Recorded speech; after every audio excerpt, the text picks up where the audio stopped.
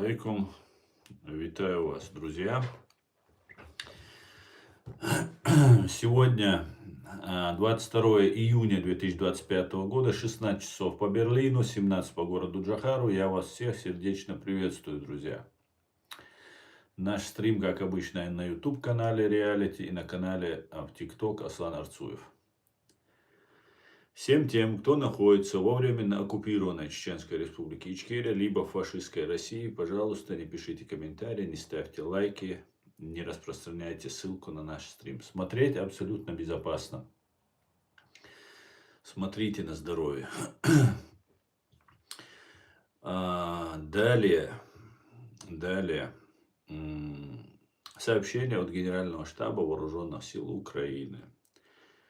За прошедшие сутки уничтожено, ликвидировано и ранено русских боевиков 1100 бандитов, 9 танков, всего цифра, давно не говорил, всего уничтожено, ликвидировано и ранено русских боевиков 1 миллион 11 тысяч 490 бандитов. 9 танков уничтожено, 2 боевые бронированные машины уничтожены, 39 артиллерийских систем уничтожено, 157 БПЛА, это все уже за сутки, 7 крылатых ракет, 117 автомобильной техники и цистерн. С чем я вас всех и поздравляю. Сегодняшний свой стрим я назвал «Шок, Путин готов отомстить за Иран». Но это не точно. Поэтому давайте об этом и многом другом поговорим. Как известно, Шалом Иркин, Елена, приветствую. Всех вас, друзья, приветствую.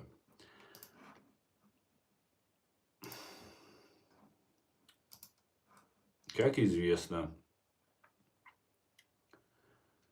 сегодня утром, сегодня ночью, 4 утра, с ночи 21 на 22 июня 2025 года США нанесли удары по 3 иранским ядерным объектам: Фордо, Натанзе и Исфахане. Это была первая атака США по целям Ирана с 1979 года, со времен Исламской революции. Удары осуществлялись использованием бомбардировщиков Б-2, способных нести противобункерные бомбы. Привет, Путин. И крылатых ракет «Томагавк», запущенных с подводных лодок типа Агайо. Фордо. Удар по подземному комплексу по обогащению урана, по словам президента США Дональда Трампа, был осуществлен с использованием полного боезапаса бомб. Иран утверждает, что объект был эвакуирован заранее и ущерб был критическим. Ну что еще скажет Иран? Исфахан. Повреждены 6 зданий, включая 2 завода по работе с ураном, лаборатории и хранилища ядерных материалов. МАГАТЭ подтвердила повреждения. Натанз. Атакован центр по обогащению урана. По данным МАГАТЭ, радиоактивное загрязнение ограничилось зданиями комплексов, а иранские власти отрицают значительный ущерб. Трамп назвал удары массированными и точными, направленными на ограничение ядерных возможностей Ирана. Он подчеркнул, что атака была согласована с Израилем и поблагодарил премьер-министра Биньямина Нетаньяху за сотрудничество. Трамп также заявил о готовности нанести новые удары, если Иран не вернется к переговорам по ядерной программе. Тегеран утверждает, что США уведомили их о планируемых ударах, чтобы избежать эскалации и смены власти. Иранские власти заявляют, что объекты не получили непоправимого ущерба и подчеркивают, что ядерная программа продолжит развитие. Израиль. Нетаньяху выразил благодарность США за удары, назвав их беспрецедентными. Израиль ранее наносил удары по тем же объектам, начиная с 13 июня 2025 года в рамках операции «Восстающий лев». В сети появились сообщения о возможном использовании тактического ядерного оружия для удара по Фордо, но эта информация не подтверждена официально и носит спекулятивный характер. Удары вызвали протесты в Иране с участием высокопоставленных чиновников. Иран угрожает ответными ударами по объектам США и их союзников в регионе, включая возможное закрытие Ормузского пролива. Экономические и гуманитарные последствия пока не полностью ясны, но численность жертв в Иране с начала конфликта с Израилем превысила 430 человек, а пострадавших 3500. Мы ни разу нигде не слышали ни от Трампа, ни от каких-либо других официальных лиц Соединенных Штатов Америки о том, что они предупредили Иран о том, что они будут наносить удар. И, скорее всего, они их не предупреждали. И Иран по старой привычке врет нагло, как обычно. Поэтому и то, что у них произошли конфликт внутри страны, что начали они ругаться, и у них высокопоставленные чиновники между собой, говорит о том, что цель достигла, удары достигли цели, и мы живем практически в новое время. Хотя было понятно, что они будут наносить удар, было понятно, что США будут вступать в эту войну, и в прошлом своем стриме я как-то сказал, что я считаю, что Америка участвует в этой войне изначально. Это война Израиля, начал ее Израиль, защищается Израиль. Для Израиля это жизненно необходимо. Некоторые спекулируют, там, что Иран там нарушение международного права там, и так далее. Особенно интересно, когда русские спекулируют на этом. Нарушая абсолютно любые правила, любые нормы, в том числе международные, Россия совершила геноцид чеченского народа, напала на нашу страну, оккупировала нашу страну, убила более 250 тысяч наших граждан всех религий, всех национальностей, якобы спасая русских, наводя какой-то там конституционный порядок. Какой конституционный порядок Россия может наводить, если никогда не соблюдала не то, что международное право, свою конституцию она никогда не соблюдала. И также она незаконно, подло, вероломно напала на Грузию, обвинив грузин в том, что они напали на них. Также она вероломно, подло напала на Сирию, бомбила, убивала. Там, правда, Башар Асад как бы легитимный, да, не знаю почему, в ООН ему разрешали сидеть как представитель, вообще Сирию не выкидывали оттуда уже хотя это не один такой бесчеловечный людоедский режим на земле. Поэтому не только их нужно, в первую очередь там русских нужно выкидывать из постоянных членов Совета Безопасности ООН. Какая-то формальность там была, но опять же мы знаем, что просто мирных людей просто уничтожала. Ну и что сделали с так называемыми братьями, украинцами русские, мы тоже прекрасно знаем, как они постоянно нам рассказывали, какие они братья, что Украина, это никогда они не нападут, что они братья и так далее, и так далее. И вот что происходит уже более 11 лет и широкомасштабно более 3 лет, мы все это видим. Мы все это видим. Поэтому God bless America. Я давно сказал русским, вам пора учить God bless America и God bless Дональд Трамп, президент Дональд Трамп. Некоторые немножко не понимали, чего я говорю, но теперь я думаю, следующей целью глубинных бомб, которые наносили удар сегодня утром по Ирану, будут бункеры Путина и Патрушева. Ну, посмотрим. Так, друзья, задавайте вопросы. Я постараюсь на них ответить. Так, у нас божественная, как всегда, приветствуйте. Начнется сейчас новая эпоха, и все станет на свои места. Да, божественно, я думаю, уже эта эпоха уже началась. С момента вторжения фашистской России в Украину это уже окончательно приобретает уже такие обозримые черты, формы нового миропорядка. И Мы очень надеемся, что немножко хотя бы мир станет лучше после того, что сейчас новый миропорядок. Насколько быстро произойдет, вот этот вопрос, к большому сожалению, я не могу на него ответить. Этот вопрос, он немножко для меня неоднозначен. Иран, скорее всего, капитулирует, потому что, ну, по логике вещей ему лучше всего капитулировать, потому что никаких шансов у него нет. Он полностью со всех сторон обложен американцами, своими врагами. Он уже нажил себе столько врагов среди арабских стран, с тем же Ираком, с другими странами. Про Израиль и про США мы и не говорим. Но могут его не оставить в покое, Иран. Могут его подначивать, могут Россия, Китай. Они могут, понимая, что после Ирана у них положение еще хуже будет, и внимание Соединенных Штатов переключится уже окончательно на Россию, я полагаю, что они могут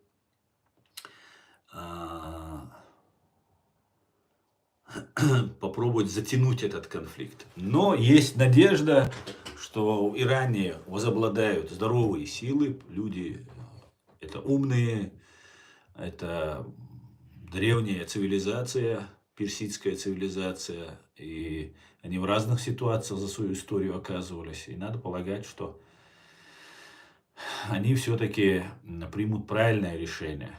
Но вот эти аятоллы, вся вот эта система, построенная наподобие ФСБ, это само государство, сама структура государства, именно вот эти стражи исламской революции, наподобие ФСБ русскими выстроена эта система. И она, конечно же, она может и под корягу заползти, а может и просто продолжать бороться, посылая вот свой народ, мобилизуя его, посылая его на войну или под бомбы. Посмотрим. Посмотрим, что будет. Даже, возможно, в Иране начаться гражданская революция, гражданская война. Будем наблюдать, будем смотреть. Но хорошо, что угроза для Израиля хотя бы отчасти снята. Вот это радует. Израиль, который хотел просто существовать, никому никаких угроз не представлял, но вот его не оставляли в покое. Тыкали палкой в льва, тыкали, скажем так, в львенка, пока он не стал львом и не восстал. Посмотрим, что будет. Ам Израиль хай, могу сказать. Так.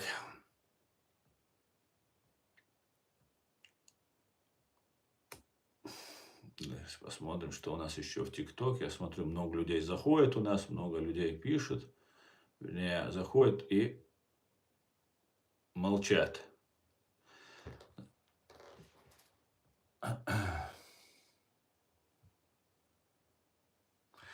Поставят во главе сына бывшего шаха, наверное, да, босс, ты имеешь в виду? Ну да, речь о нем сейчас идет. Есть фигура, которая может быть... Ну, это решать иранскому народу. Они сами внутри себя разберутся. Главное, чтобы они не представляли угрозу для Израиля, для окружающих, ну и не помогали России бомбить Украину, ну и все остальное. Как-то так.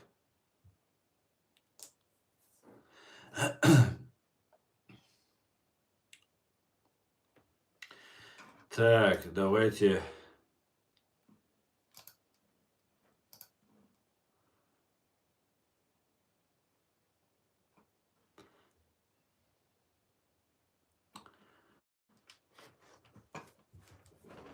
В чем разница Иран и Россия?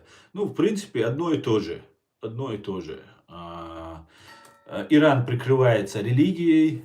Абсолютно ничего. Вот эти все люди, которые сделали из религии себе власть, никакого отношения к шиизму, к религии, на мой взгляд, не имеют. Точно так же, как русские КГБ не имело отношения к никакому коммунизму. Они строили коммунизм, у них своя религия была, этот коммунизм.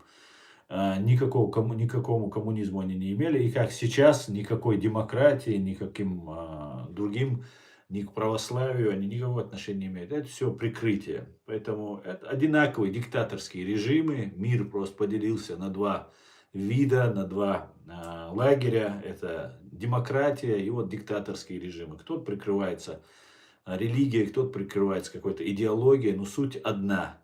Удерживать власть и угнетать народы.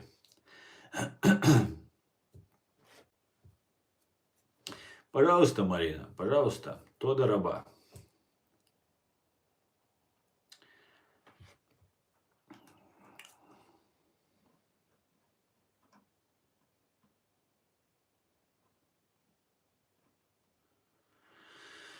Так.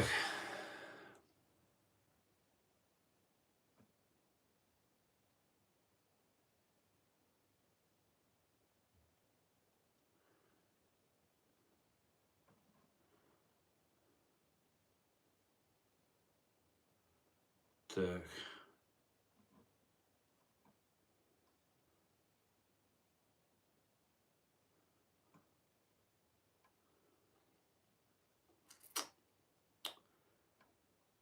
Неужели Украина проиграет в этой войне, а после этого в мире справедливость будет?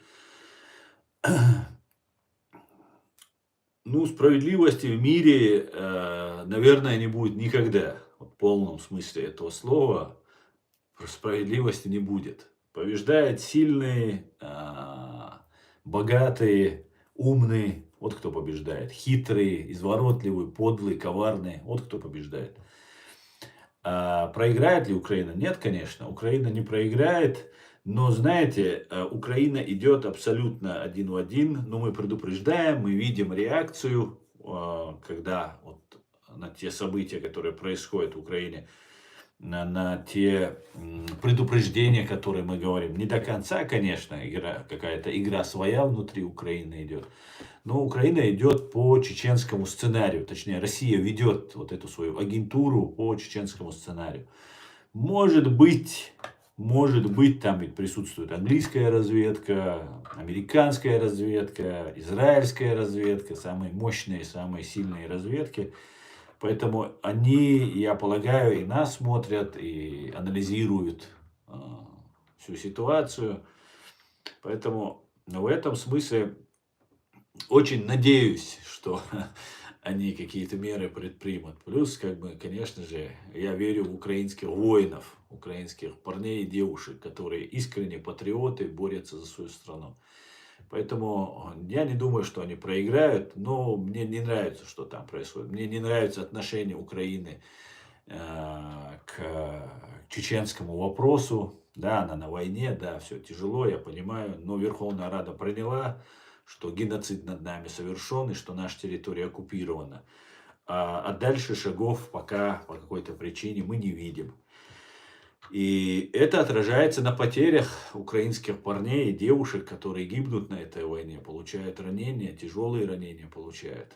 Поэтому, я имею в виду, хоть части, если бы чеченцы туда подключились бы, и Украина правильно все сделала, не пиарила бы имама Шамиля, который был предателем. Имам Шамиль, имам Чечни, потом каким-то образом он стал имамом Дагестана. На самом деле он был имамом Чечни. И вот этот имам, его пиарит. Зеленский его обманули, я полагаю, Зеленского. Но я полагаю, что с какой-то целью его пиарят, этого имама Шамиля. Это наш имам, он дагестанец, он аварец по происхождению.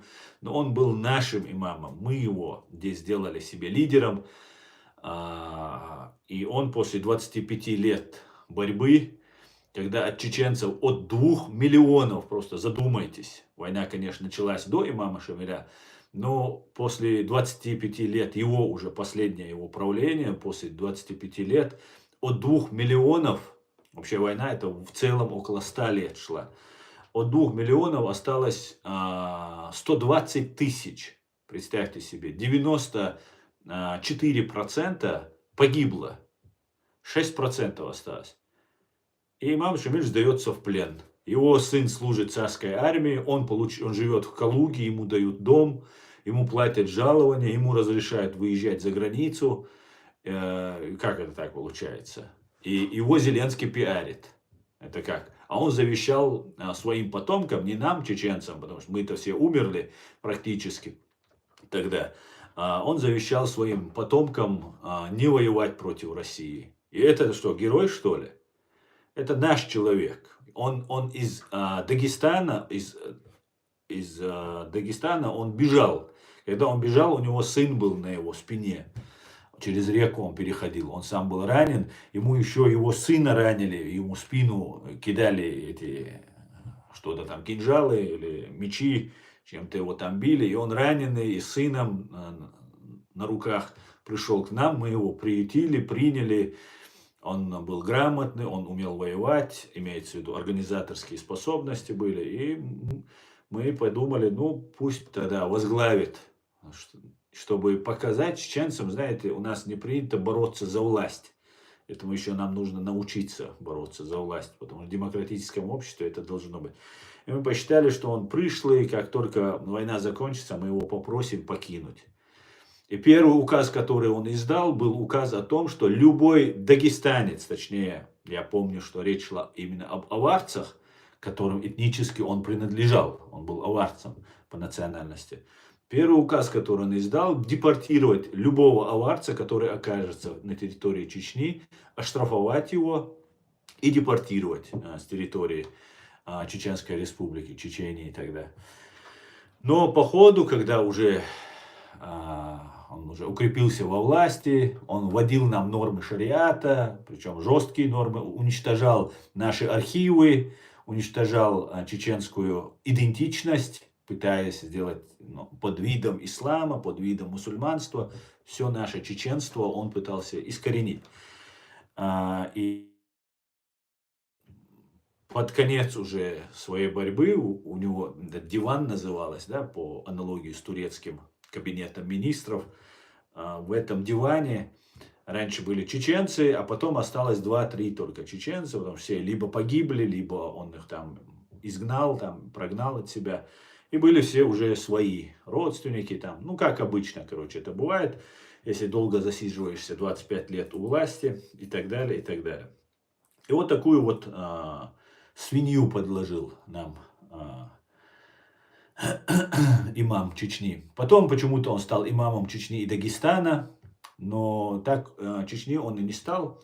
Дагестана он не был никогда, ну, может, под конец своей жизни уже его так именовали для громкости. Поэтому вот такие вот вещи странные происходят в Украине, и это, конечно, меня настораживает. И я всегда бью тревогу по этому поводу. А так, в принципе, конечно же, в Украине есть достойнейшие люди, которые ни при каких обстоятельствах никогда не сдадут Украину. Вот этим людям честь и хвала. Так, давайте дальше.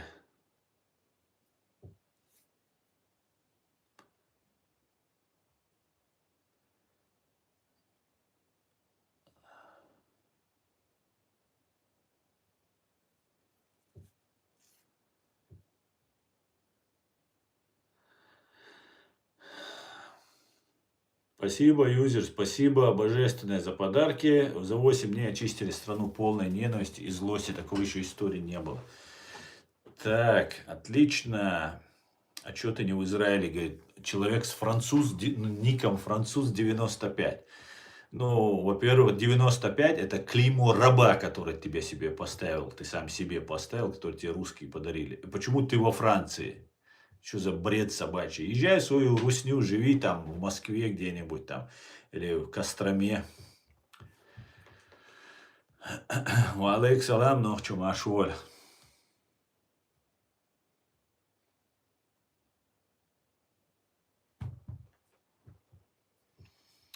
Из-за имама Шамиля больше всего чеченцы пострадали. Он такой же был, как и Кадыров. Дима, шалом алейхим. Смотри, Дим, не совсем он Кадыров был. Это человек, вначале это был... Если бы он был бы предателем, чеченцы никогда бы его себе не поставили бы во главе. Он потерял очень много в Дагестане от своих же. Бежал от них, был разбит и с раненым, как я сказал, сыном, и сам раненый оказался, он был такой с характером человек, и он не был предателем. Если он был бы предателем, как Кадыров, а Кадыров ведь наоборот поступил. Кадыров перешел, ну, в конце жизни, да, он поступил как Кадыров, он перешел на сторону. Но Кадыров был, как Кадыров Ахмад, был агентом ФСБ. Понимаете? Он не был за Ичкерию, за свободу. Кадыров Ахмад, я вообще слово джихад, мы не употребляли слово джихад. Это сейчас, по прошествию много лет, когда мне уже под 50, когда я уже много нового для себя узнал, я понимаю, что джихад имелось в виду, потом это слово и этот термин был использован как всемирный джихад, когда всех мы должны сделать мусульманами, как когда-то большевики должны были всех сделать коммунистами, а вот эти товарищи должны были сделать всех мусульманами. Причем мусульман они убивали первых, которые, ну, запугивали вокруг себя всех мусульман. И больше всего мусульман от этих джихадистов страдало и страдает по сегодняшний день. Кадыров Ахмад, будучи муфтием, причем незаконно, фальшиво оказавшись на этой должности, муфтии Чеченской Республики, или еще он дальше тогда не был муфтием, но вокруг власти ошивался. Он, там, Закаев, там, вот эти все товарищи оказывались вокруг власти. Эти все люди нанесли непоправимый вред чеченскому народу, чеченскому государству, чеченской свободе. Кадыров Ахмад объявлял джихад России и говорил, мы там нападем, пойдем в Владивосток, убивайте. Как вы понимаете, наверное, Дима, вокруг мусульман, у вас в Израиле много мусульман живет. Мусульмане считают, что вот, если муфти, имам дает какую-то фетву, то весь грех на нем, и просто нужно следовать его. Что вот он в соответствии с Кораном, с религией, все там правильно отмеряет. Ну, как у вас раввины это делают. Вот точно так же имамы вот эту свою роль играют в этом смысле. И казалось молодому человеку, что если такой уважаемый человек, там, муфтий, который там рядом с Басаевым сидит, там что-то там рассказывает, что если он говорит, все это правда. Он говорил, убивайте русских, ни военных, ни оккупантов, ни кого-либо. Убивайте русских как можно больше. Это его слова, он прямо это говорил. Убивайте чеченцев, убивайте русских, то есть, он же грамотный человек, он же понимает, что молодой человек может не понять его слов и может убить женщину, там, я не знаю, гражданского человека, что нельзя категорически делать. Но он говорил, вот, что русские наши враги. Просто такая ненависть к русским, к этносу. Не к имперцам, не к оккупантам, которые пришли на твою землю, а вот к русским в целом, он нам это говорил. И мы не понимали это. Я, например, был очень молодой человек, мне 17 лет было, когда война началась уже, 16 лет, а вот перед войной вот эта вся ситуация. И никто не следил ни за политикой, вообще это было как бы не очень интересно своим молодым людям и так далее. И они использовали Ахмед Закаев, вот эту повязку с арабской вязью на голове в Кремль, когда он туда пришел, Ахмед Закаев. И, вот представляешь, какие-то суперрелигиозники, супер такие вот, вот они посвятили свою жизнь служению Бога там и так далее. Оказывается, все это было очень далеко от реальности. Это все было просто игра, это был спектакль, который нас натравливали на русских, вместо того, чтобы попробовать как-то при помощи мира, при помощи, хотя мир нас всех бросил, конечно же, это все, это правда. Весь мир нас предал, абсолютно. Вот сейчас просто все зашевелились после Украины, потому что после Украины уже их непосредственно коснется Запад, Европу и так далее. Но вот именно Ахмад Кадыров, агент ФСБ, который учился в медресе в советское время, оно было одно единственное, там ни агенты не выходили оттуда, отчислялись, увольнялись, обычные студенты поступали, и потом, если видно, что не вербуется, все, иди домой.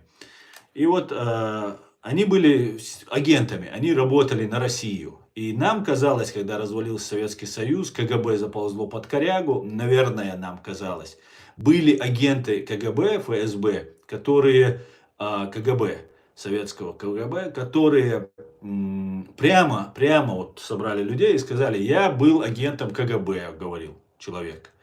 И я сожалею, что я теперь готов вот сражаться за свою свободу, за свой народ, за свою страну. И погиб, сражаясь до конца. Были такие люди. Поэтому нам трудно было разобрать, что люди изменились ли они, Советский Союз перестал существовать. Некоторые по глупости оказывались, некоторые по шантажу оказывались, за какие-то преступления, за какие-то правонарушения оказывались на крючке у КГБ. Поэтому сейчас легко, конечно, это рассуждать, понимать, что Ахмад Кадыров был предателем и агентом КГБ, но, к сожалению, Ахмад не оказался человеком, который искренне перешел на сторону своего народа. И вот Рамзан Кадыров вот просто, как у КГБ, если ты отец работал, то сын работает, если сын работал, то и так далее. Потому что там отец сдает людей, убивает людей, КГБ убивает, он сдает информацию, и потом сыну приходят и говорят: вот, давай, твой отец стучал, люди погибли, придется тебе отвечать. Ну, вот такая вот система работает. Поэтому Кадыров Рамзан, он не имам Шамиль, конечно же. Это потомственный российский агент.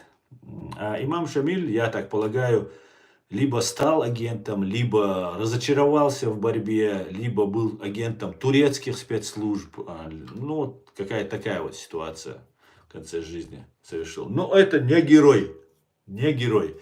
Важно не как ты жил жизнь, а важно, как ты ее закончил, твой последний итог твоей жизни. Чтобы быть героем для народа, для целой нации. Но имам Шамиль не стал героем. Не стал. Мы его никогда не воспринимали как героя. Погиб бы он, сражался бы он. Вот он остался бы в наших сердцах. Но он не остался таковым. Как-то так. Ясно.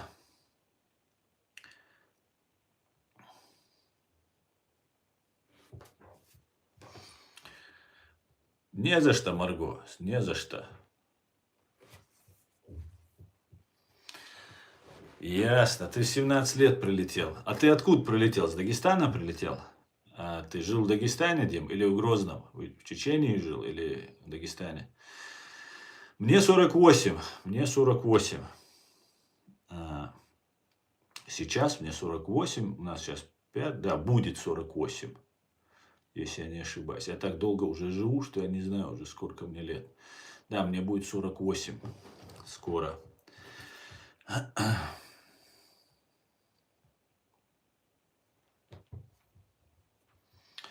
Ну, ласковый мерзавец. Наверное, у тебя есть какие-то факты этому, но я не считаю, что он был имам Шамиль изначально. Ну, я так считаю, я не знаю тоже на самом деле. Я знаю, что он жил в Калуге, я знаю, что его сын служил, и что он получал пенсию, ему разрешался выезд за границу, и он завещал дагестанцев не воевать против России. Вот что я знаю.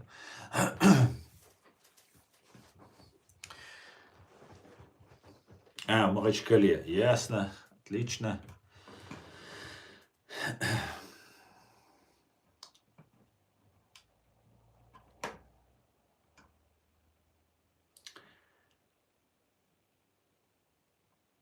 В основном в исламе бардак, если честно. Эркин, бардак есть везде, где есть правители, люди, которые используют религию. Религия это вообще отдельно. Вот как ее нам преподносят, как люди управляют людьми, это совсем другое. Поэтому религии в исламе нет бардака. Есть ислам. Вот есть ты, есть Бог. Бог нам не говорит брать каких-то посредников, которые за нас будут там молиться, за нас будут там с Богом договариваться. Мы сами должны ему молиться, сами у него просить что-то, сами перед ним каяться, извиняться и так далее. Все остальное, ну это все это обман. Обман для того, чтобы нами управлять, нами манипулировать. Вот и все. Я всегда всем советую, сами возьмите Коран, на каком языке вы умеете читать, просто сами читайте, изучайте, сравнивайте. Не слушайте непонятно каких агентов там египетской разведки, саудовской разведки, русской разведки, там турецкой разведки, еще какой-нибудь разведки. Все, идут они все к чертовой бабушке. Вот есть вы, есть Коран, есть Бог, вот Всевышний. Вот вы ему можете, сами изучая свою религию. Есть какие-то вопросы? Вот есть интернет, открывайте, смотрите, изучайте, сравнивайте.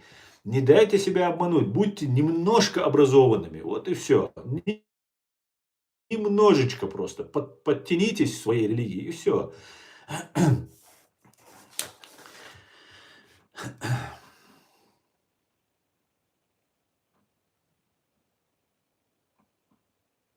Алейкум ассалам, Руслан, привет, Радио ФМ.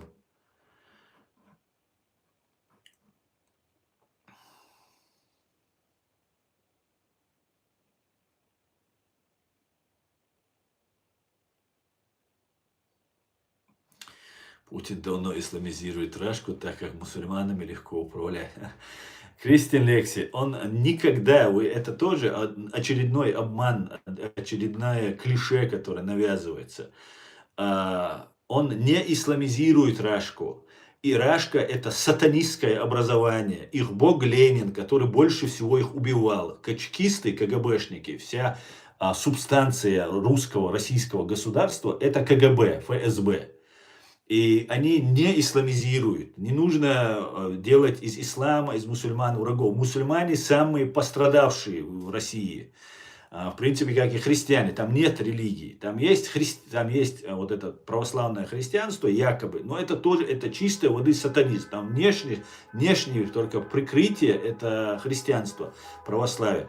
На самом деле, чистой воды сатанизм. Все методы, которые используют ФСБ, как они себя ведут, как они убивают людей, как они безбожно лгут, в том числе, в первую очередь, своим русским.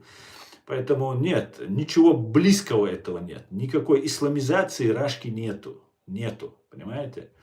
Это все манипуляции, обман. Спасибо, Саида.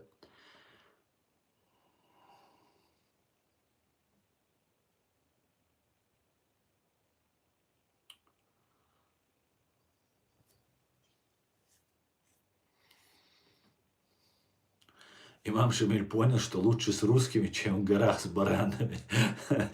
Серый ты жук, человек с ником Серый жук пишет. Но если бы он немножко пораньше понял бы, на 25 лет, то мы были бы ему благодарны, понимаешь? Это просто гнидость самая настоящая. Лидер не имеет права сдаваться, понимаете? Лидер не имеет права сдаваться. Его нужно сразу же пристрелить, если он думал врагу сдаться. Понимаете? Он не имеет права, если он людей на смерть посылает, отдает приказы убивать и погибать. Он уже погиб и умер. Все, он уже не имеет права отступать.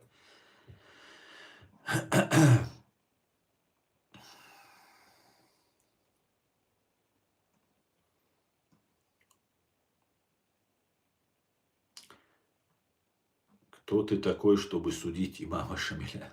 Говорит, дагестанцы, видимо, тут активизировались. Кто я такой? Меня зовут Аслан Арцуев, я царь России. Как тебе такое? А он мой подданный был, понимаешь, моих этих. Поэтому я имею право, понимаешь? Я ваш новый царь.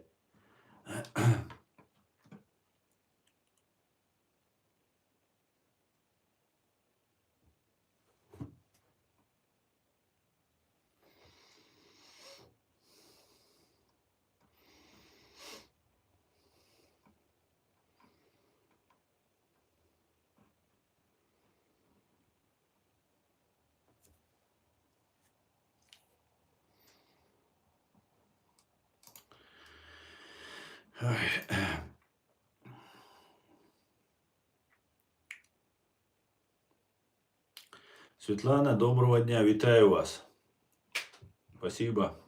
Салам алейкум. Как вы смотрите иранские события? Чем кончится это для Ирана?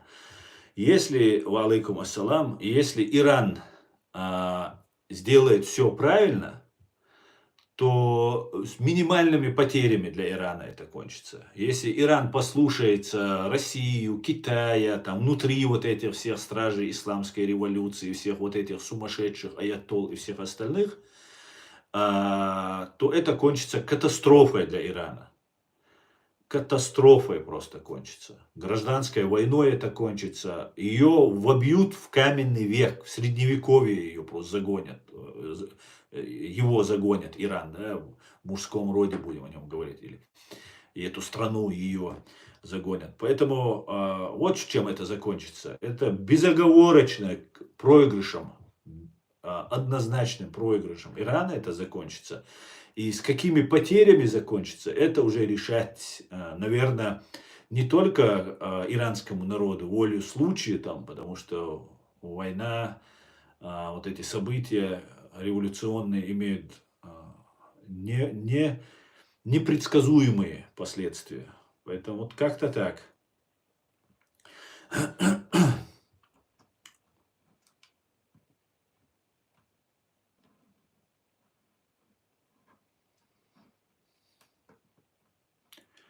Иран всегда побеждает войну против всех.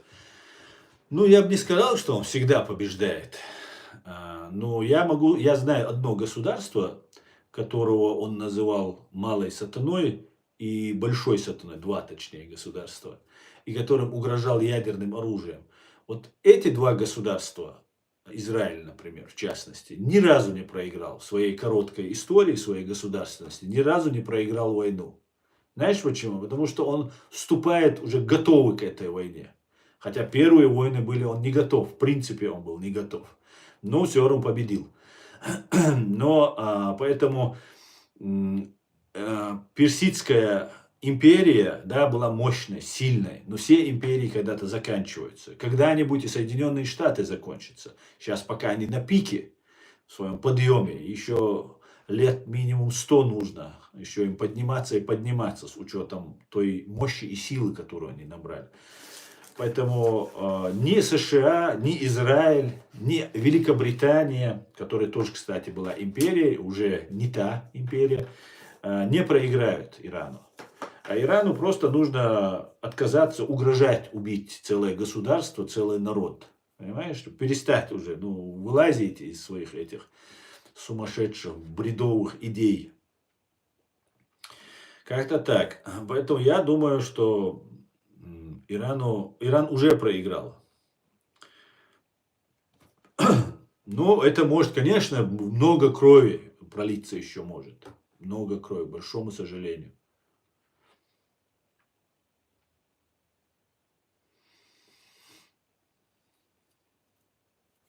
Да, совершенно верно, Чеборс. Римская империя, халифат. Халифаты их тоже же разные были. Он же не был один и тот же халифат. Сперва арабы были, потом тюрки были, потом там другие, так, менялось все это, все происходило. Обычно в среднем 300, 400, 350 лет империя достигает каких-то высот и потом начинает разрушаться. Я думаю, в этом смысле Америка немножко другая империя. Даже это не одна американская империя, а цивилизация, целая цивилизация. И все дело еще в том числе благодаря вот этим новым технологиям, которые стерли границы между нами. Вот этот интернет, вот вы, кто меня смотрит, от Израиля, там, заканчивая там Америкой, любой страной, вот, можно смотреть, общаться, разговаривать. Сейчас искусственный интеллект переводит на все языки, понимаете? С русским языком проблема, кстати говоря, переводить. А так, на английский, на китайский, японский, на какие хочешь. Вот я могу на русском говорить, и кто сразу получает информацию на английском языке. Поэтому в этом смысле американцы только на подъеме все, и они очень грамотно все выстраивают. Да, большие проблемы у них тоже внутри страны есть, но большие это так, относительно. Для США это небольшие проблемы. Поэтому империи рано или поздно разрушаются, не нужно по ним особо переживать, но и Америка не та империя в классическом смысле слова, это цивилизация, и они несут миру технологии, инновации, возможности. И люди сами хотят. Сами хотят с этими странами сотрудничать, с ними дружить, хотят своих детей отправить туда учиться. Ну, это нормально. Спасибо, Дим, спасибо. И тебе респект, земляк.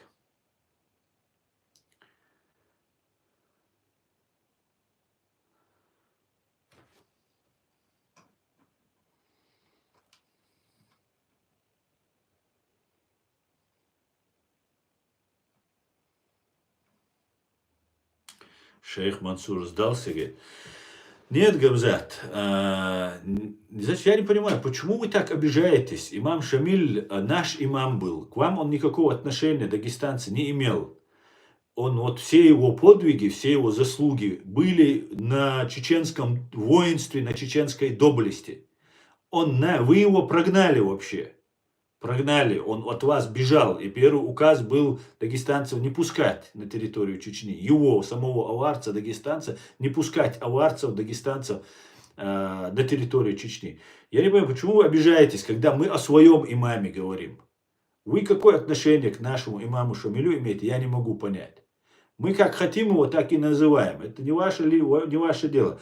Если говорить про шейха Мансура, то шейх Мансур возглавлял черкесов, не только черкесов, там многие присоединялись, чеченцы сражались, но он был лидером нашего сопротивления, и он поджег было бочки с порохом, где его, не помню, в каком месте, в погреб он с факелом запрыгнул, и факел потух. Он должен был взорвать эти бочки с порохом вместе с собой, потому что у него закончились все уже оружие, он был окружен.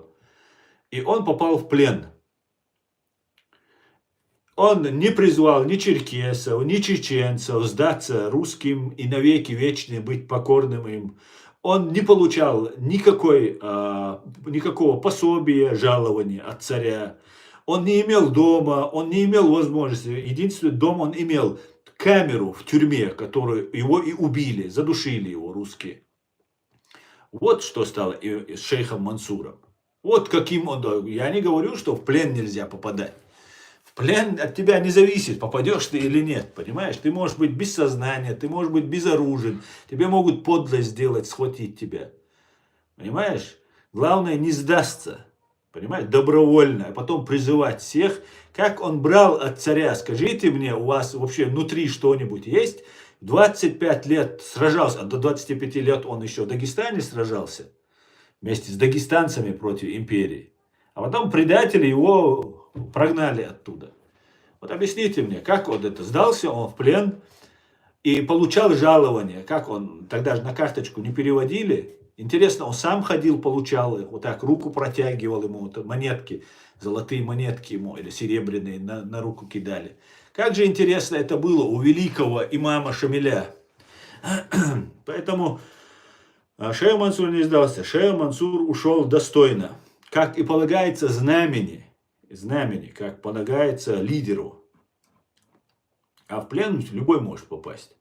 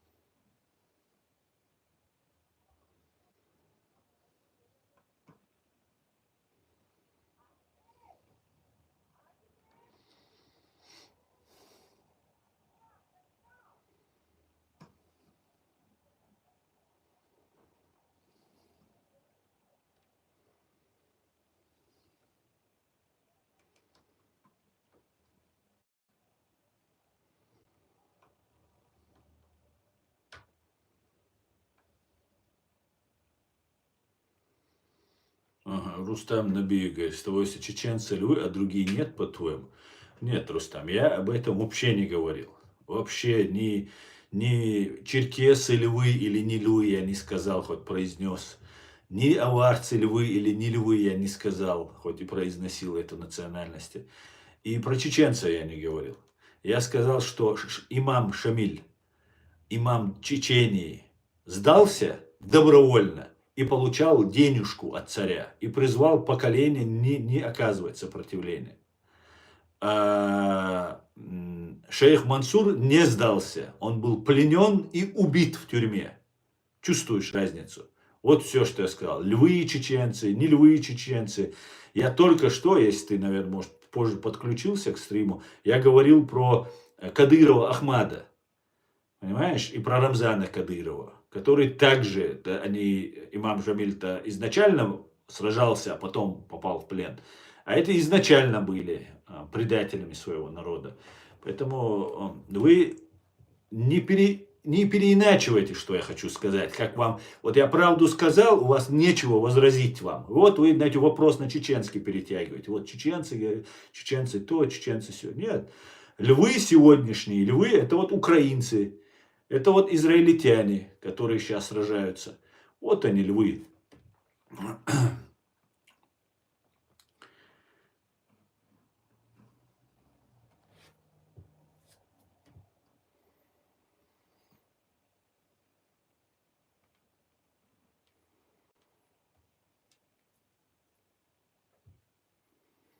Иран развалится и будет большой Курдистан.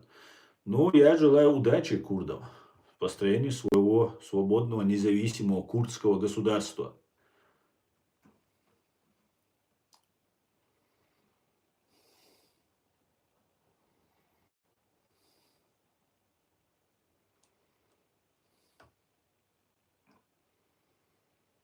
Так.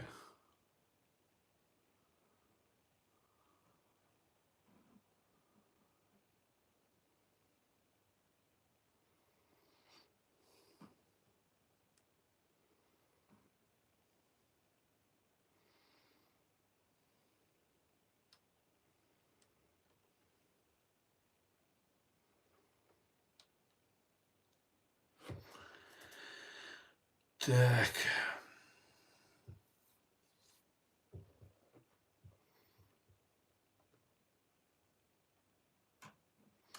Спасибо, Андро Хатерелли. Делитесь ссылками. Вот как это сделал Андро.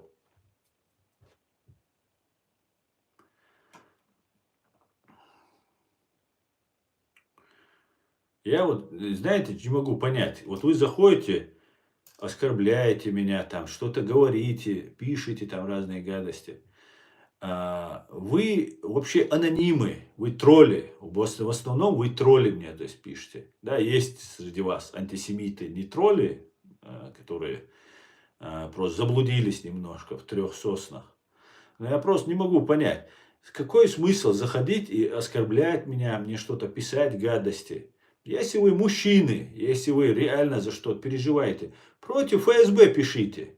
Вот истинный наш враг. Пишите против ФСБ, скажите против. Вот Дмитрий Кечкин есть, главарь УФСБ во временно оккупированной Чеченской республики Ичкерия. Дмитрий Кечкин.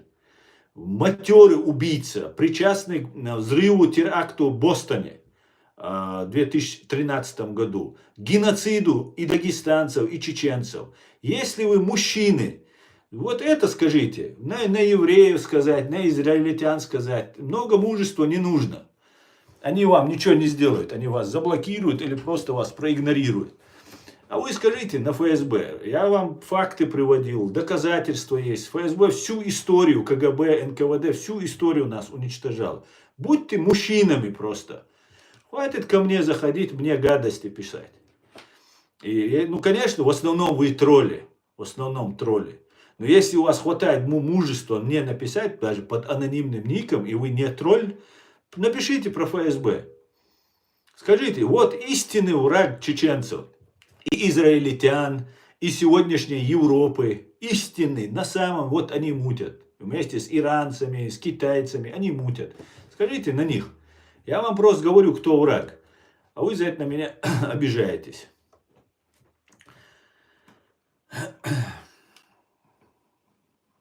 Аслан, я не пойму, дагестанцы почитают так сильно имама Шамиля, ведь у них есть другие герои, такие как Ганзабек, Гази Мухаммад. Пусть почитают настоящих героев, их очень много у них. Согласен, пусть читают, изучают, что трогают нашего имама, я вообще не могу понять. Мы со своим имамом сами разберемся, как его нам называть, что нам с ним делать. Если мы, там, например, на Масхадова или на Дудаева что-то говорим, или хорошее, или плохое, дагестанцы же не заходят к нам и не говорят, вот, не говори на Дудаева, не говори на Масхадова. А вот за имама Шамиля почему-то все... Не, друзья, этническая принадлежность закончилась, когда он ушел с Дагестана, и вы его оттуда прогнали. Он уже наш. И мы уже решаем, как к нему относиться. Вы к нам в наши дела вы не лезьте, пожалуйста.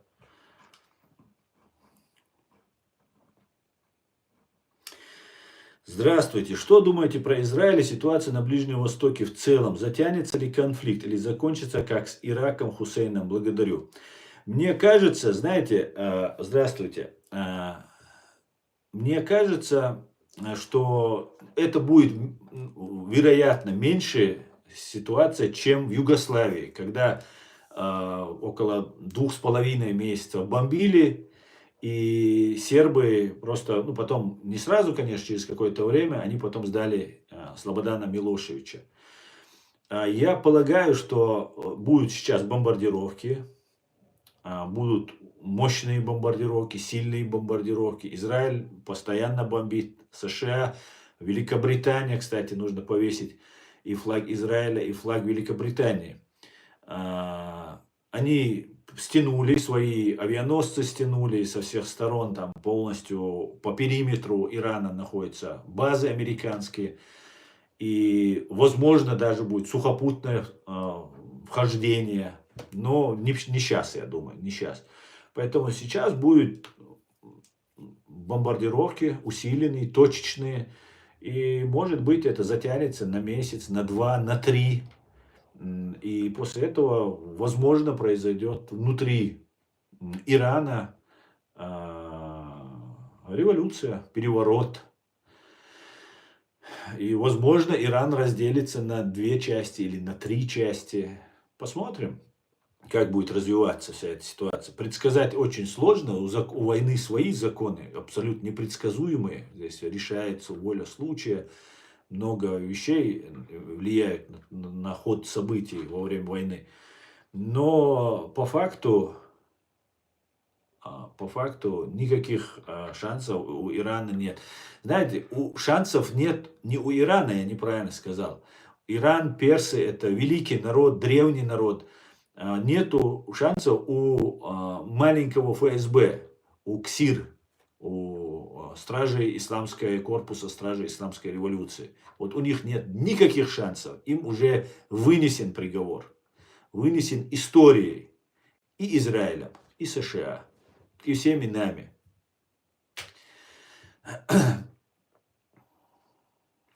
Как-то так, я думаю. Наши планируют до 1 июля закончить. Божественно. Ну, и вы все, наверное, помните, как все было в Украине. Вот сейчас закончим, еще неделя, еще месяц, через месяц, и все это затягивается. И, конечно же, для успокоения населения будут говорить, по-другому они не могут сказать. Мы можем это на год, на 2, на 3 растянуть. Никто этого говорить не будет. Каждый раз будут отодвигать, чтобы народ не сильно стрессовал. Да? Это же и стресс, люди, это же идут. Иран стреляет по больницам, по роддомам, по жилым кварталам. Израиль, Америка стреляет по военным, ядерным объектам там, и так далее, точечно наносит удар. Поэтому в этом смысле и у Израиля, и США руки связаны в определенной степени.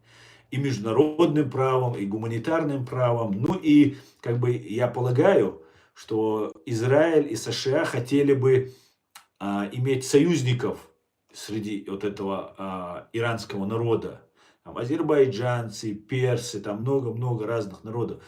И если по ним начинать долбить, убивать просто это можно просто себе во вред сделать и настроить людей против себя. А это 90 миллионов населения. Поэтому это только увеличит новых рекрутов. Если убьют маму, убьют брата, убьют сестру, человек идет уже, ему смысл жизни теряется. Это не нужно никому. А в этом смысле У иранцев, вот этого режима иранского, этого фашистского режима, а, другая задача. Они как русские, как против Украины, как против Ичкерии они воевали. Им нужно убить как можно больше людей. Потому что человеческая жизнь в Израиле ценится. Значит, нужно вот по самому ценному бить. По женщинам, по детям, по больницам, по роддомам. Вот это их методы. Вот мне это знакомо. Как чеченцу, который пережил от их друзей русских вот этот геноцид, бомбардировки. Для меня это очень хорошо знакомо. Сейчас украинцы это хорошо понимают. Поэтому в этом смысле будут говорить, конечно, все, 1 июля закончится и так далее. Но к сожалению, я боюсь, что не закончится к 1 июля. Я думаю, что и к 1 августа не закончится. Я думаю, если там начнется революция внутри Ирана, да, вот тогда уже будет не до ракет посылать. Внутри уже Ирана будут силы, которые будут пытаться их свергнуть, и им уже будет не до Израиля. Они тогда будут обязаны внутри воевать, защищать свой режим, там, как Башар Асад это делал. Ну, посмотрим, что из этого выльется. Я думаю, что произойдет там революционное изменение, но это уже решает не Израиль и не Америка. Это уже решает иранский народ и много-много факторов, мелочей это даже решает. Там какой-нибудь лидер вот этой оппозиции, который должен что-то сделать, его утечка информации, его накрыли, его убили, его пленили, все опять на неделю, на месяц все откладывается. И вот это война, здесь уже ничего предугадать уже так точно нельзя. Но я думаю, что в любом случае режим аятол, режим вот этих стражей маленького ФСБ, маленькой сатаны, большая сатана на Лубянке сидит, а маленькая сатана сидит в Тегеране. Вот этот режим, я думаю, будет свергнут. Я думаю, что к этому все уже подготовлено. И уже какие подвижки видно в этом направлении. Посмотрим. Да, революция, мне кажется, она неизбежна. Люди очень недовольны этим режимом. Люди недовольны. Да, в страхе живут, они сейчас выходят, и говорят, что сотни тысяч иранцев вышли против Израиля и Америки, там скандируют, там поднимают руки, там что-то кричат. И я в их лица всматривался, специально увеличивал, там смотрел на их лица. Нету там запала. Я просто по Чечне, по нашей Ичкерии оккупированной, знаю, как людей выводят. Понимаете? Ты просто вот зомби, ты просто послушный там биоорганизм. Тебе говорят, иди, ты идешь. Это для тебя просто безопасно. Слушаться для тебя безопасно. Тебе говорят, иди, ты идешь. Израиль, Америка же далеко, а этот режим, он тут, везде, рядом. Знаете, в Чечне можно топоры вешать на страх. Страх там ощущается просто всем. Просто ты вот просто находишься в состоянии, что в любой момент с тобой, с твоими родственниками, что угодно произойти. И я представляю, какой режим там в Иране у них находится. И вот я смотрел на лица, и лица должны, не глаза гореть должны, если человек зол, если человек готов. Ну, я не видел этого. Внимательно, специально увидели, думаю, вышли, поддерживают там аятол. Не поддерживают они их. Они вышли как роботы. Это жертвы, это заложники. И их нельзя бомбить. И на самом деле нельзя. И из гуманитарных соображений нельзя. Не только из каких-то своих личных, политических, геополитических. Это жертвы, заложники. Конечно же, при любом удобном случае, когда будет один за одним руководители, генералы КСИР уничтожаться, когда будет вся инфраструктура уничтожаться, вот это все, когда произойдет, и внутри есть силы, которые готовы подняться с оружием. Вот многие присоединятся к этим революционерам, к этим оппозиции, здесь можно их оппозицией назвать. Я думаю так. Посмотрим. Я знаю, у меня друзья, ясно. Все четко. Алекс Пол, витаю тебя. Или же шалом.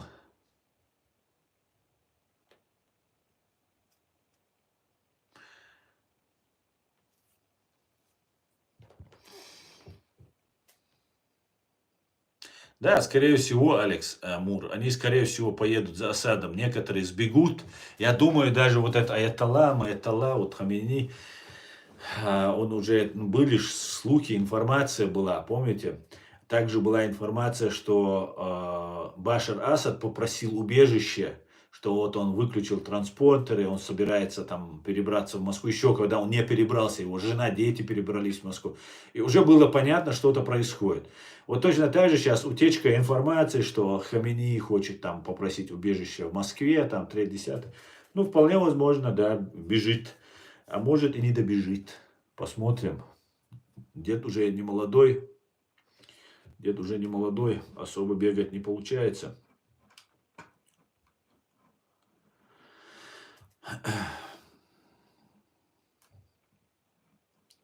Турцию тоже нужно разгордошить, говорит Лех Лезгинцев.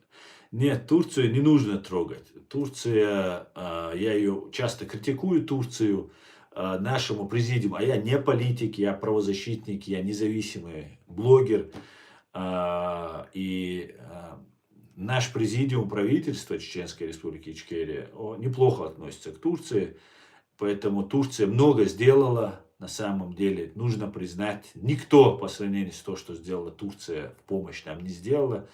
У меня много претензий, я все, что говорил, оно есть, если его никто не опровергал, никакие турецкие товарищи не выходили со мной в эфиры, споры, там что-то мне доказывать. Поэтому нет, Турция сама должна разобраться. Турция это демократия, хоть и Эрдоган уже давно у власти, и так далее, и так далее. Она могла бы быть лучше, да, но она, по крайней мере, никого атомной бомбой убить не собирается.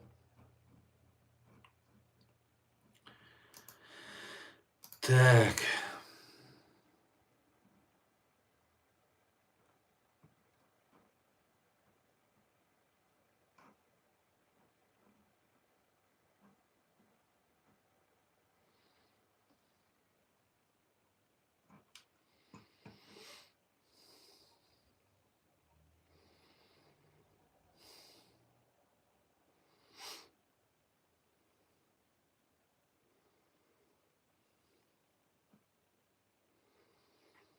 Алейкум салам, всех приветствую.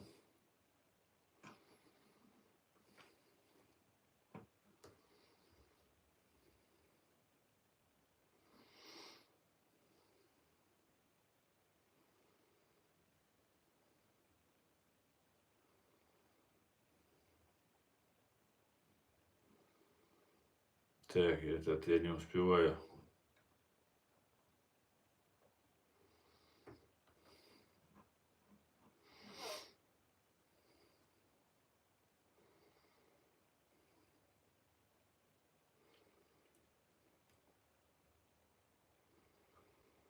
Спасибо, Автандил Каберидзе, спасибо большое. И вам того же желаю. И вам всего хорошего.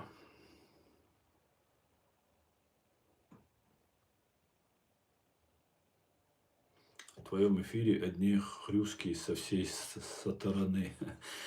Но им очень не нравится то, что я говорю. Вот вы не пишите комментарии, многие.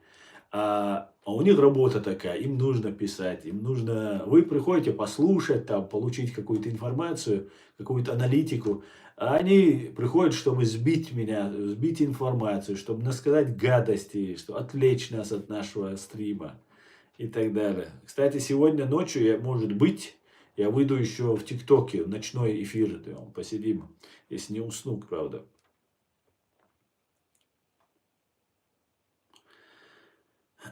Ширани, ассаламу алейкум, алейкум салам. Иранцы вынуждены уходить на акции протеста. Ну да, я думаю, да. Я об этом говорил как раз.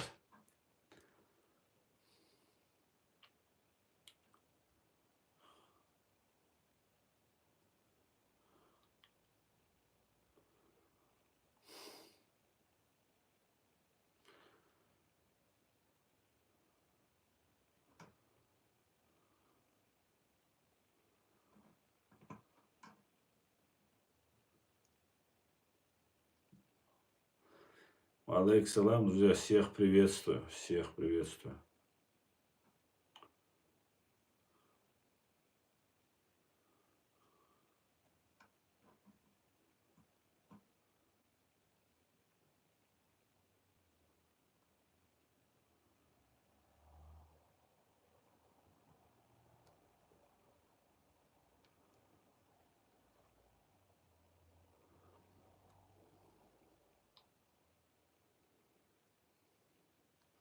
Вчера слушал YouTube, иудея журналиста. Верхушка Ирана покинула Иран и находится в Омане.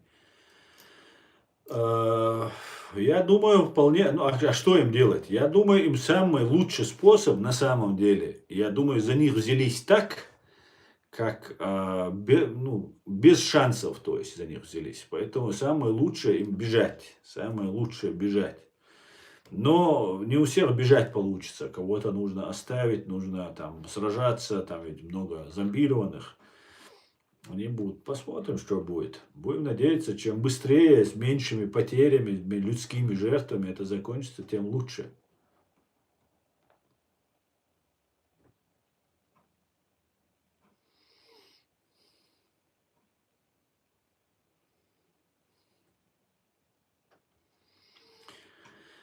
Абсолютно не из Бога, Саргон. Дохком дациш, ночик, о, мостахчу, бидуйцер доч, шум дацер, дуйцер дац.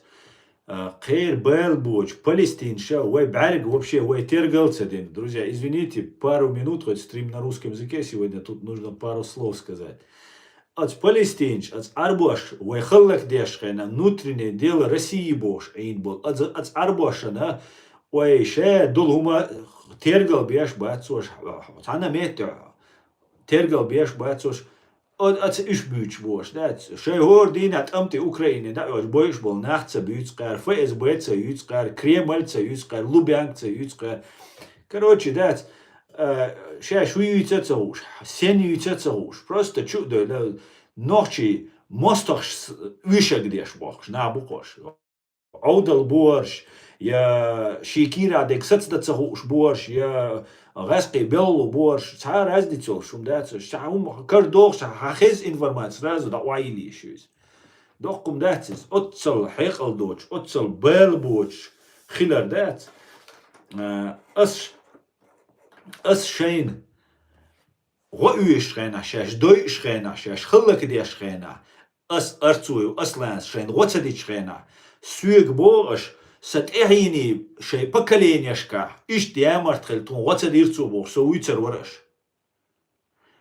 شاش تيرجل تديش شاش دويش بولغاس قشتاني اتعربوش يبوصل دين دويش وين جيخاتش دويش هرتوامي هري وجي دويش وين دين خام خلق دين полностью заложники дин украинец ами чукиш ашдола итана игуш дачун датадин кира дог хелиш нохчи жаш дала нохчи дог хелиш кира дохкум датис бойш бозудей бешца бючна масера qaду مسيرة قدو نتار شيء وقديش بوش وي وقديز دات عشاش دادلويش عشاش عربو دو علي باكي بالستينش دو علي قوي نوتش نوقي دادولي ديشيز نوتش دو تخوا هر دو تخوا واش دو تخوا شو دينا شون جوكتش عليش تانا إسرائيلسكي جنرالون شون كيم ناش داكتان غاسقشن بوم ناشيتني ФСБ نوسان بتاعت ديش خلق دينيشو نا أورغاني разбирать دينيشو израильский тана луару. Дохком датис, ки бьецах етер, ки вообще и уж ди чайна кварца дотишу, наган датс. Чу доуле.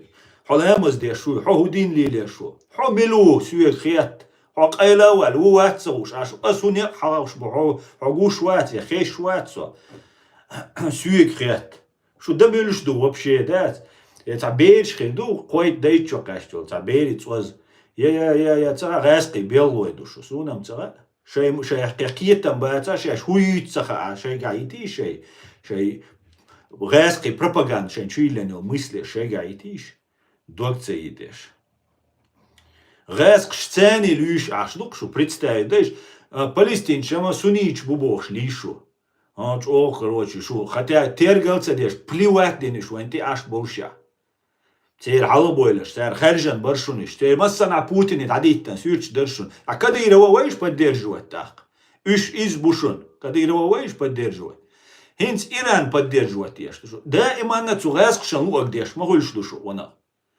постоянно أتغاسق شنلو أش دقديش دوكشو سونام تسا شيء تسا بالله خير دوكشو я просто тупой душу сун تسا дал мет дак дойшу.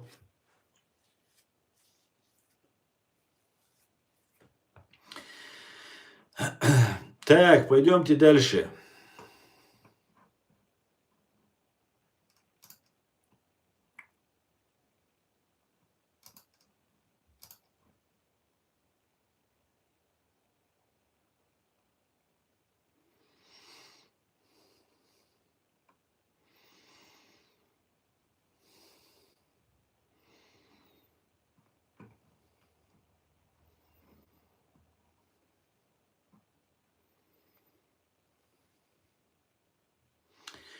Ичкерия будет Вильна. Слава нации, смерть ворогам. Слава ЗСУ. Героям слава, Лилия. Спасибо.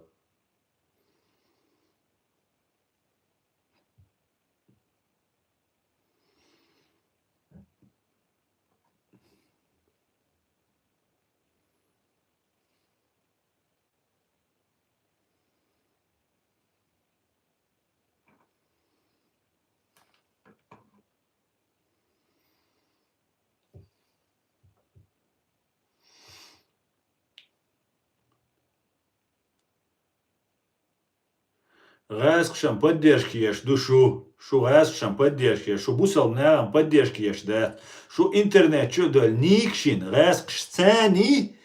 Рэскшам поддержки еш. Ду эш мабит. Валлахи, биллахи иду. Цацбершем ша шулил доцуше пропаганда шен чуилнан хадош душу. Шу рэскшам поддержки еш ду. Рэскшам тимел гучвегуй. От Ирана не, от Хамаса не тючушу.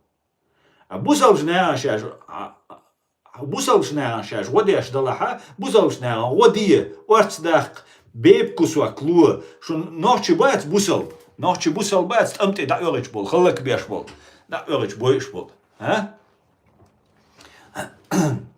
Бац, шо просто пропаганд, повторять еш, ду, просто резк, шо чуюль пропаганд, аши повторять, цацу ега проша шо дуйца шо. А Франции она поддерживает Ешу. Франция поддерживает Ешу, да? Шамал Алдама Уор, Шам Алдама Уор, да? Ару Валия.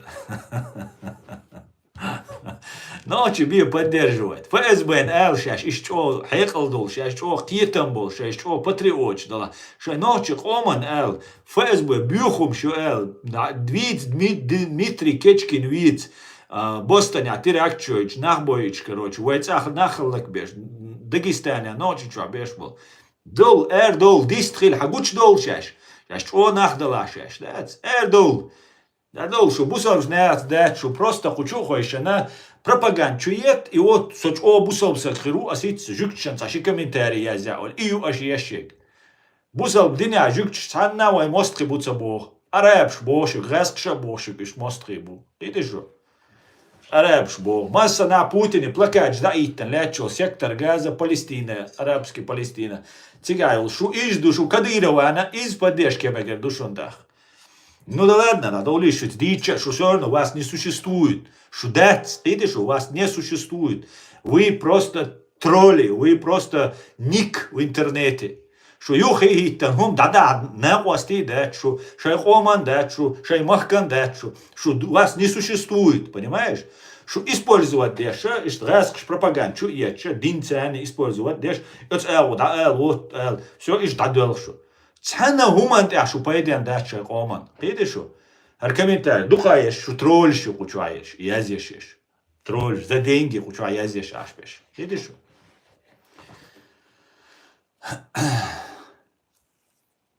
Ночи бэч, мег цел, на? Мег ночи тергалца, бо ночи халак беш, бабу. Ночи халак сохор динар, ифирш яш куза худеш ашу муачун. Даум доч, я само ахчлуш махбел уахайн ашу, я ница уахайн ашу муачун. Ночи хор дина исламиш, ду террорист, ду вай депортировать деш, мадар кузар. Хисан эркиш, мадар вай, алгаск шекар далуш. Мичауар шавега. Шо саагуш мавацер, ночи шанца, годохш мадацер, шо. Зилман хангашвили вичхайна, цак матавелер шо митинги ас qayqchayna. Ha dol qayqam вай нхарда диз вар дақайқ да диз бохшайна. Дат шо, қиди шо безопасно, жукчан хум ал, безопасно ду. Жукти 1 миллион вац, уж этчай выжить даряштик, тасбел бохш, 400, 200 миллион, 300 миллион арбошан гуандаша.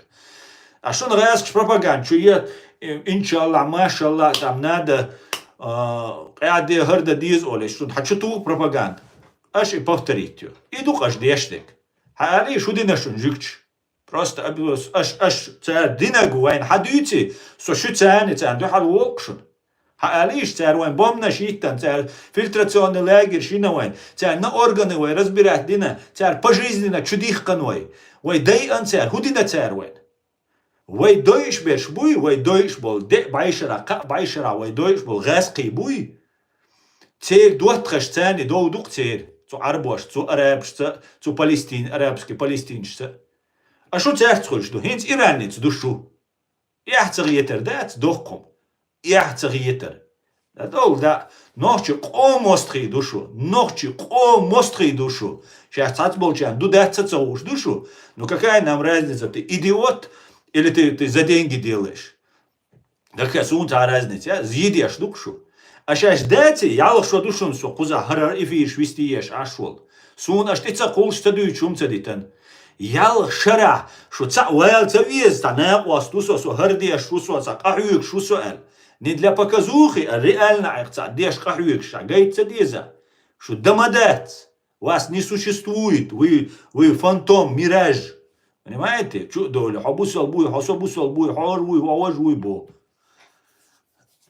Арбой газ قطع بوي ودير بوق شابشم اليشات نو دخابشم بوي اشترت دخابش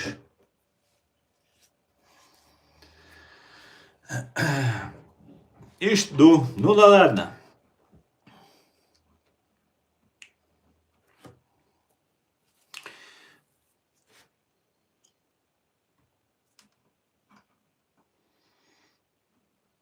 Трамп точно уничтожает атомные точки Ирана. Народ Ирана освободится от режима Айтол. Дай Бог, дай Аль-Мула.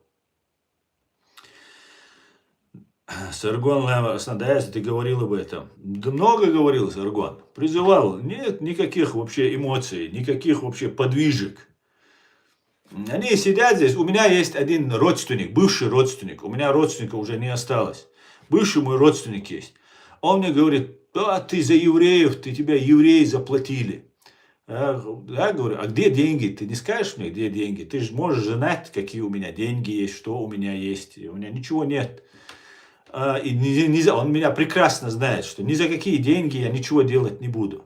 Потом он говорит, ты на ФСБ работаешь.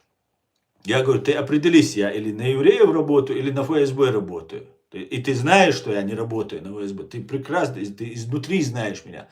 Всю мою систему, всю мою, это знаешь. И через какое-то время в разговоре он говорит, если мне ФСБ предложит, я буду на них работать. Он говорит, вот и все, вот все, что следовало доказать.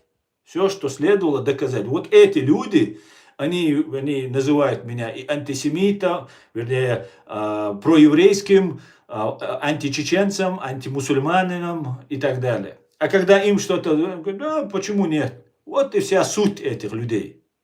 Суть. Вот и вся.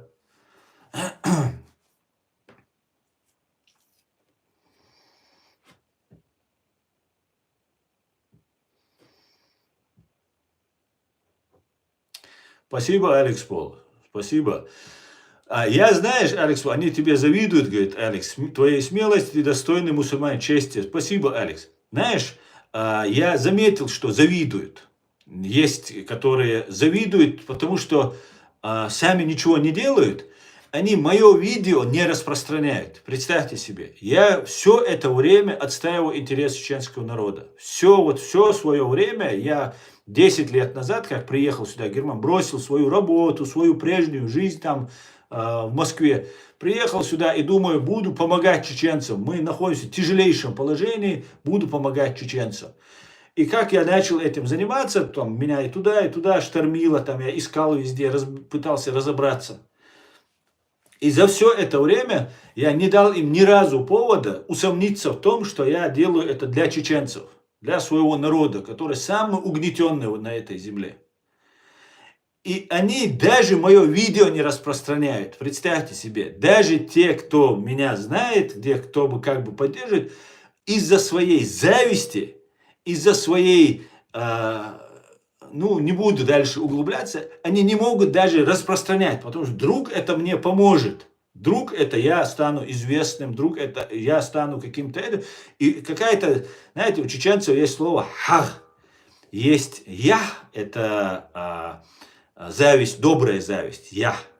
А есть «хах», это черная зависть. Вот этот «хах» им не позволяет ничего сделать. Они будут критиковать, они будут искать в каких-то словах мои зацепки, еще что-то. Они не знают, через что я иду, через что я прохожу. какие вещи надо мной, со мной, вокруг меня, с моими родственниками происходят, бывшими родственниками. У меня нет больше родственников. И все равно сидят, это, как да, копаются где-то, цепляются. Ну, будь ты чуть-чуть, да, чеченцами, да, чуть-чуть хотя бы, будьте, до конца, может, не получится, да. Да, до Дудаева, конечно, нам далеко.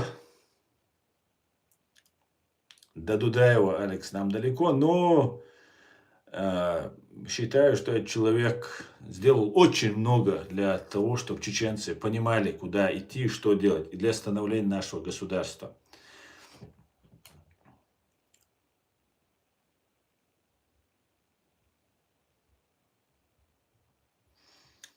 Спасибо всем, спасибо, друзья, за поддержку.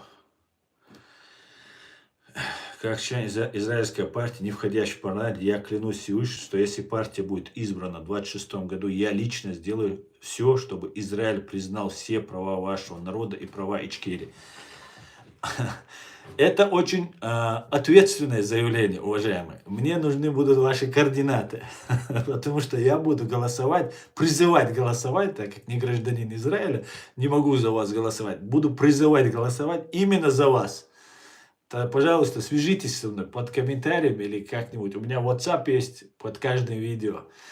Я очень хочу установить дружеские, тесные, не просто на государственном уровне, на народном уровне отношения между чеченским народом и еврейским народом.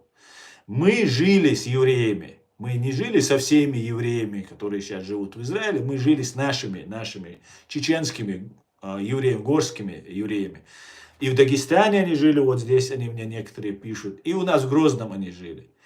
Более схожего, более понятливого, более подходящего друг другу народов я не вижу. Поэтому это просто мы обязаны просто быть с вами вместе, в дружбе и так далее. И сейчас, когда вам тяжело, сейчас вынуждать, я вообще открыл вот это все, повесил американский флаг для того, чтобы себе просить помощь, понимаете? Наш чеченский народ находится в тяжелейшем положении, тяжелейшем. И чуть-чуть и ситуация меняется, как говорится. Но в любом случае, когда начал разбираться во всем, украинцам нужна была помощь, ею оказываю. Потом у евреев начались проблемы, я не лез в эту тему. Но в любом случае без этой темы не обойтись. Еще когда там обстреливали в 2019 году, в 2018 году, по-моему, это было, или в 2019, обстреливали, когда с ракетами Хамас и так далее. Поэтому для нас это очень важно. И вы бы, евреи, вот вы смотрите многие меня, благодарите меня, поддерживаете меня. Огромное вам спасибо за это. Но они сейчас подумали, что вы мне кто-то платит за что-то. Никто мне никогда ничего не платил. Но сейчас, если бы вы признали бы, ваше правительство, ваш Натаньяху или ваша любая партия связалась бы с нашим президиумом, это Аят Эдигов, Алла Дудаева и другие люди. Они есть в Facebook, они есть. Если бы вы начали бы с ними налаживать отношения, я их целиком и полностью поддерживаю. Я знаю, что это искренние, честные, очень умные, талантливые люди. И если бы вы с ними наладили контакты, если бы вы начали бы поддерживать наш президиум, не симулякры в виде Ахмеда Закаева, других, третьих, там много специально путают всех, хотят нас запутать.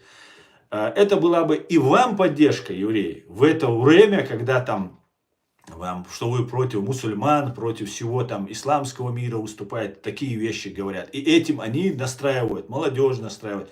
Эта война же не просто должна закончиться там военным поражением ваших противников, которое неизбежно произойдет, я в этом не сомневаюсь. Но еще это должно остаться так, чтобы в поколениях вы оставили, вы строите мощное, сильное, великое свое еврейское государство, правильно? И если вы его строите, вы его должны строить на справедливости, на добре. А мы, чеченцы, самые ущемленные. 100 лет назад, 80 лет назад вы были и мы тогда тоже, кстати говоря, как и вы были ущемленными. Нас просто русские, вас нацисты. ущемляли. И в этом случае сейчас мы находимся в более уязвленном положении. И сейчас, если вы бы признали бы наш президиум, во-первых, все чеченцы бы начали пересматривать, конечно, провокаторы остались бы, особенно тролли здесь в интернете, но в основном это совсем по-другому повернулось бы. Хребет всем тем, кто говорит, что евреи исламофобы, там, враги мусульман, там, это много-много, там, Россия глубинно против вас сейчас копает, глубинно. Все вот эти советские КГБшные антисемитские нарративы все достаются. Доказывают, научно доказывают, там просто это с ума сойти, как они против нас так делали. Я просто это все хорошо знаю. И вы знаете, особенно советские евреи это хорошо знают, как против евреев все это делалось. Поэтому это было бы нам взаимовыгодно для обоих. И нам это было бы супер. Признать наш президиум, признать геноцид над нами, который реально совершил. Украина также поступила. Украина отправила, признав нас, оккупированной территории, нашу страну, и геноцид над нами совершенный, отправила в ООН документы, что с призывом признать все другие страны точно так же, то, что над нами совершилось. И если бы вы сейчас, евреи, так поступили бы, а вы мудрый народ, мудрая нация, это было бы колоссальной поддержкой и для вас, и колоссальнейшей поддержкой для нас. А мы, чеченцы, спросите у наших грозненских евреев, спросите их, мы добро не забываем никогда. Когда-то, когда в 44-м нас депортировали, в 44-м, навечно, не на 13 лет, через 13 лет нам удалось после смерти Сталина вернуться, но это не было на 13 лет, это было навсегда, все, вечную ссылку нас отправляли. Евреи не прикоснулись к нашему имуществу. Представьте себе, все разобрали, коммунисты, там все другие КГБшники, все наши соседи, братья-мусульмане, все разобрали. Евреи не взяли ничего, а когда мы возвращались, через 13 лет, с нашей лезгинкой, барабанами, там, хлопани, там, туда-сюда, гармошкой, видели, наверное, встречали нас на перроне. Единственный, кто нас встречал, это были евреи. Потому что им не за что было бояться, стыдиться за нас, перед нами. И они встречали. Другие все разбежались. Все митинги проводили, чтобы нас обратно отправили. И только евреи были. И мы это, я ребенком был, нам это рассказывали старшие. И вот мы передаем это. Мы не забываем ничего. Ни хорошего, ни плохого. И вот у нас такая особенность. Я думаю, у вас это тоже такая же особенность есть. Потому что у нас есть корни, у нас есть фундамент. И мы знаем, за что мы держимся. За это, и это у нас хотят выбить, как у вас хотели это выбить. Поэтому сейчас протянутая вами рука, она бы была бы на века нами запомнita. Сейчас самое тяжелое время. И подлости, коварства, предательства с нашей стороны не бывает вообще. От слова совсем. Вот как-то так. Поэтому, пожалуйста, спасибо, во-первых, за этот комментарий тебе. Я не могу прочитать твое имя, потому что не владею ивритом. Но с удовольствием познакомился бы с тобой. И заранее всех благодарю. Пожалуйста, обратитесь к своим властям, евреи. Сейчас у вас тяжелое время, конечно, но все равно это очень важно. Это очень-очень важно и для вас, и для нас.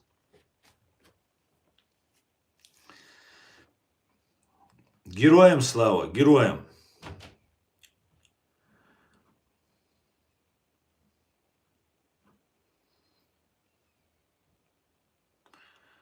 Я точно знаю, если иудей сказал слово, он это слово сдержит. Шаране, я, знаешь, обратил внимание именно на эту особенность евреев. Вот просто так словами не бросаются. Вот это обратил. А это для нас, для чеченцев, это такой показатель. Потому что мы, чеченцы, не бросаемся словами. Для нас слово имеет большущее значение. Очень большое значение. И когда евреи держали слово, когда они мог бы не держать, и мог бы там для красивого словца что-то сказать. И он держит, и ты удивлялся, что обычно так не ведут. а потом выясняется, что он еврей. Обычно там, россияне себя так не ведут. А потом выясняется, что он еврей, поэтому он держит слово. Это очень впечатляет, запоминается. Мы не обещаем, если не делаем. Да, Алекс, совершенно верно. И вот человек сейчас обещал, вы свидетели. Сколько? 400 человек, здесь почти 60. Еще десятки тысяч посмотрят. Я шучу, конечно. А так, я жду с удовольствием. Нам нужна ваша помощь. И мы будем отвечать тем же.